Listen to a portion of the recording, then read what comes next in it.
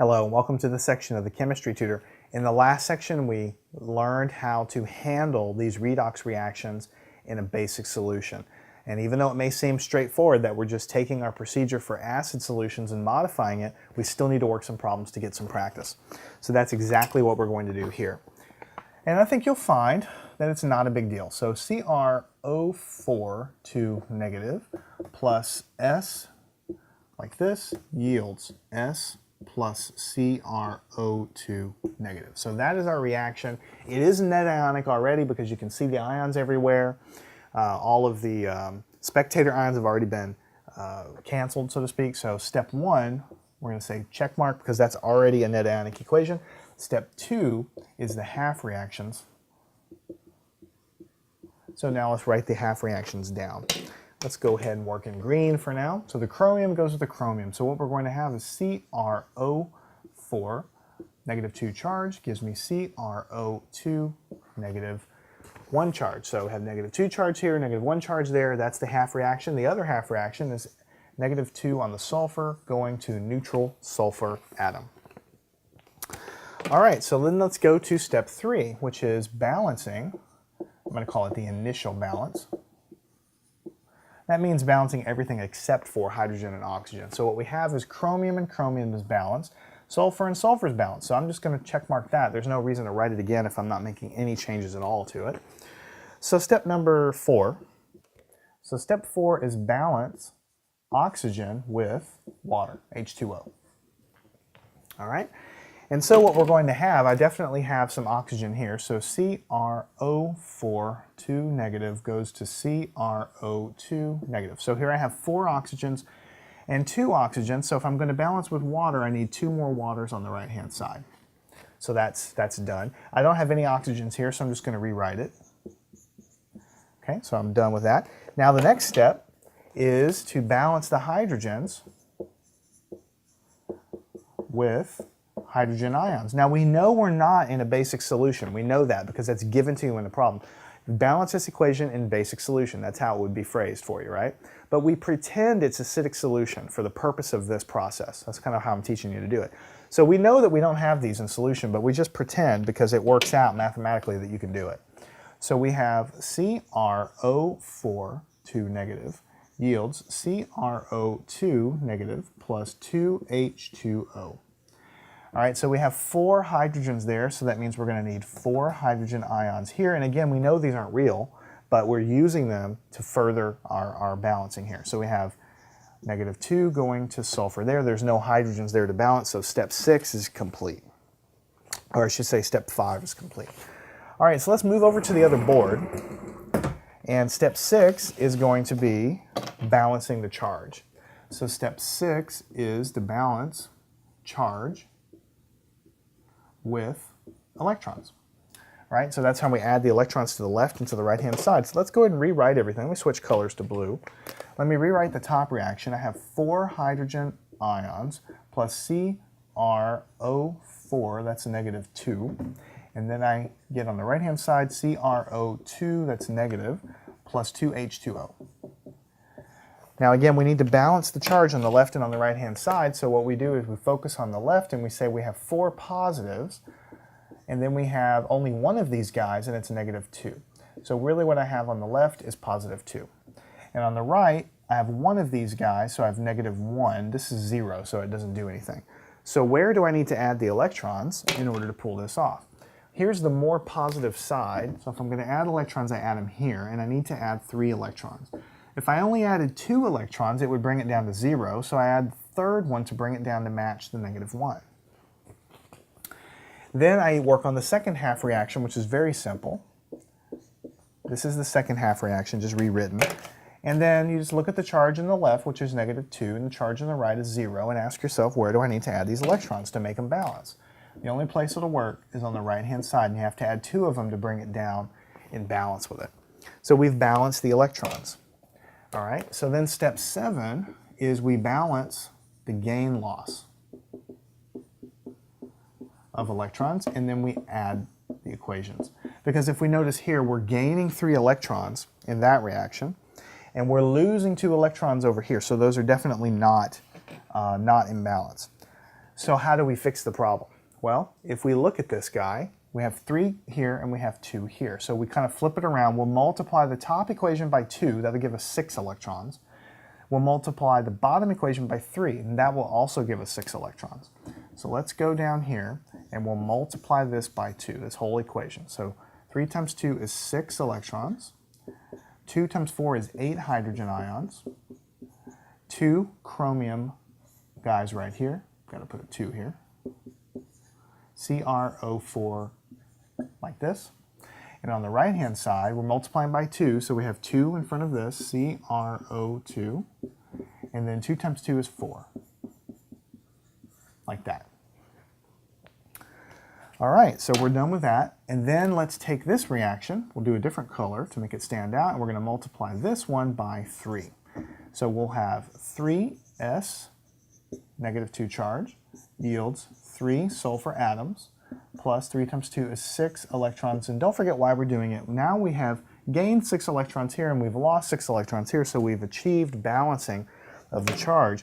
So then part of the step is to add the equation. So I'll just draw this here, and I'll take everything on the left-hand side of the equal sign and add it together. So 6 electrons plus 8 hydrogen ions here, and then I have 2 CrO4, 2 negatives here, and then I'll add the 3 sulfur ions here,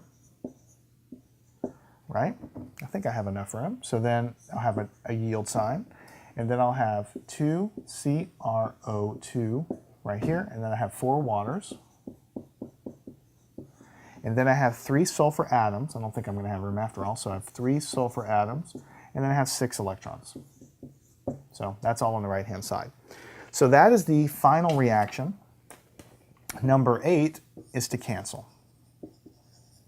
Right, so let's cancel. We obviously know that we have to cancel the electrons with the electrons, but let's look at everything else. We have 8 hydrogen ions. We don't have any over here.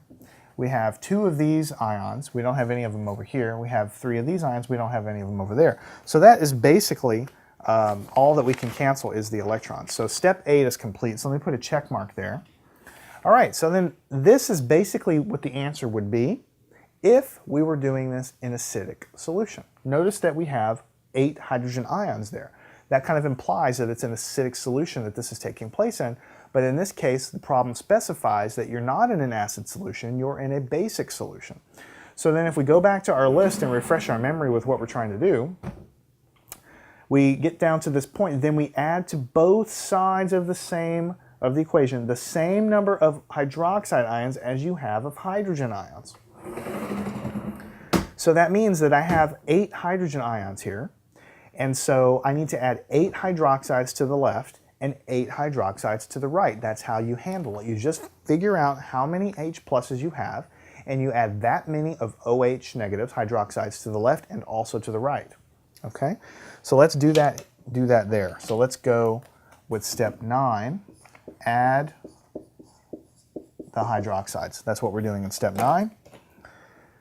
And so we have 8 of these guys here, so what we're going to have is 8 hydroxides that we're adding, plus 8 hydrogen ions, plus 2 chromium O4, 2 negatives, plus 3 sulfur, 2 negatives, yields 2 chromium O2 negatives, plus 4 H2O. I'm going to go ahead and continue over here, plus 3 sulfurs. Now, I'm done, but I need to add 8 OH negatives. The reason I'm doing it is because that's what my rule says. My rule says you add to both sides the same number of hydroxides as you have of hydrogen ions. So I have, don't read this as 80 by the way, it's 8 hydroxides. So 8 hydroxides on the left, 8 hydroxides on the right. All right, then step 9, or I should say step 10, combine to H2O. So in other words, you're combining the hydrogen ions with the hydroxides to form water. And since they combine in a 1-to-1 ratio, we already mentioned this before, I'll go ahead and change the green, what I really have is 8 waters on the left, H2Os right here. And then I have 2 chromium O4, 2 negative, and then I have 3 sulfur, 2 negative, and then I have 2CrO2 negative plus 4H2O, right? And then I have 3 sulfurs, and then I have 8 OH negatives, like this. So that's the final reaction. Basically, we combined it. Now notice in this step, we don't have any more H pluses anywhere. The process of adding the hydroxides to the left and to the right and combining them in the water eliminates any H pluses that you have. So now it looks more like it really is a basic solution because I have OH negatives floating around, right? So the very, very last step, step 11, is to cancel everything else we can. If we go back and look, cancel as much as you can. And typically that's going to be canceling water because we've already done a lot of cancellations. So if we look here, we've got 8 waters on the left and we've got 4 waters on the right. So all 4 of these waters can go bye-bye. And these 8 waters is really going to be combined back into 4 waters. Everything else has already been taken care of. All right? So then what we're going to do is write the final answer, which is going to be 4H2O plus 2CrO42 negative plus 3S2 negative. And on the right-hand side, I'm going to have 2CrO2 negative plus 8, and you can do it as OH negative plus 3S. Make sure you understand that this is the final balanced guy, and we can just double check it here. We have 4 waters and 2 chromium O4s. 4 waters, 2 chromiums. We have the 3 sulfur ions here and the 2 chromium O2s over there. So we have the 3 sulfurs here and the 2 chromium O2s here. We have 8 hydroxides and 3 sulfurs. We have 8 hydroxides and 3 sulfurs. So our final reaction is exactly what we wrote in the previous step. We just canceled the water. That's the only thing that we've done. So this is it. This is the final answer. Now notice, this looks like it's happening in a basic solution because now I have hydroxide ions floating around. I don't have any H pluses. You should never have H pluses floating around if you know that this reaction has been happening in a basic solution. So let's try to check it. We always try to do this. And so what we're going to have, here we have 8 hydrogens, all right? Here we have 8 hydrogens. Here we have 4 oxygens, but we have another 8, right? So 4 plus 8 is going to give me 12 oxygens. 12 oxygens, here's 8, here's another 4, that's 12 oxygens, that checks out. Here's 2 chromiums and 2 chromiums, that checks out. I've already taken care of that oxygen when I did the oxygen from before. 3 sulfurs, 3 sulfurs. So the element balance works out fine. Now let's go ahead and try to double check that the charge is balanced on the left and on the right hand side. This is 0. Here I have 2 times negative 2 is negative 4, plus here I have 3 times negative 2 is negative 6. So what I have here is negative 10 on the left hand side. And over here I have 2 of these guys each being negative 1, so I have negative 2. Here I have 8 of these guys each being negative 1. And so what I have is negative 10 on the right-hand side, so that balances out, or that matches up. So what you've proven to yourself is the element balance is correct, and also the charge on the left and on the right-hand side are both balanced. And you know it's a basic solution, so you expect to see hydroxides. You don't expect to see any hydrogen ions anywhere, so that checks out. So we've done this, and I think that you'll find that this method is faster and easier than some other methods that you'll see in some books. A lot of books, you know, and there's nothing wrong with it. It's just a lot of books will end up having you alter the step where you start adding these hydrogen ions. They'll have you add the hydroxide ions because it's a basic solution. What I'm doing here kind of obscures that a little bit, and that's why I'm trying to reiterate over and over. What you're doing is a mathematical trick. You're pretending it's an acidic solution, and then you're adding the same number of hydroxides to both sides, and then you're combining them to form water, and then you're canceling the water. So it's a little bit of sidestepping, but I think what it leverages is it lets you really practice the acidic solutions that we've mastered already so far and get really, really good at them. And then we just have 3 quick steps to master at the end of it, which are very, very simple, and then bam, you're done. You don't have to fret and struggle with a totally different procedure. So just keep that in mind. Make sure you can work this problem yourself. Pause video, go off, get a sheet of paper, write it down, work it yourself. That's so crucial. Make sure you can do it yourself.